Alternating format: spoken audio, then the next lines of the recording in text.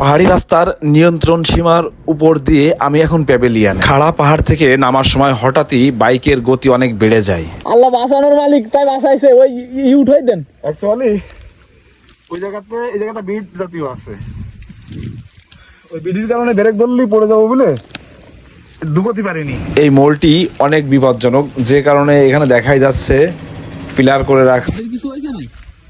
আমি যখন বাঘ ঘুরতে পারিনি তখন আমি সোজাসুজি গাড়ি ঢুকাই দিই, কিন্তু এই যে স্লিপ করে, বৃষ্টির কারণে স্লিপ করে করে এভাবে ভেঙে আমি ভিতরে ঢুকে যাই।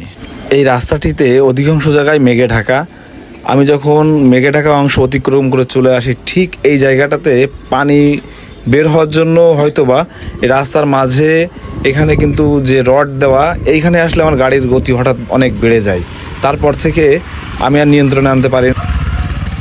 দেখেন গাড়ি লাগতেছে একদম স্লো, কিন্তু ভাই দেখেন সারাই ফেলেছি। ভাই দেখেন সারাই ফেলেছি।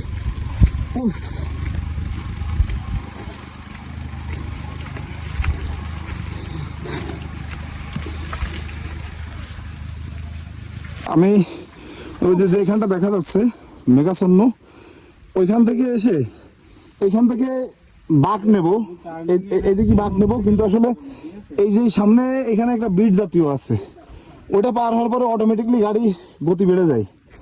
আমি এই ফাঁকা দেখে এদিকে ঢুকাই দিছি, যে আমি এদিকে গেলে এই আয়ারল্যান্ডে মারি দিতাম।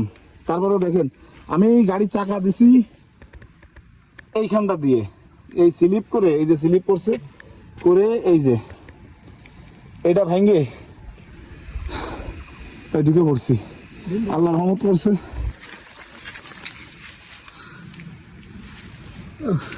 আল্লাহর কাছে লাখ কোটি শুকরিয়া যে আল্লাহ আবারও নতুন জীবন দান করলো। এটা হচ্ছে ডিম পাহাড়।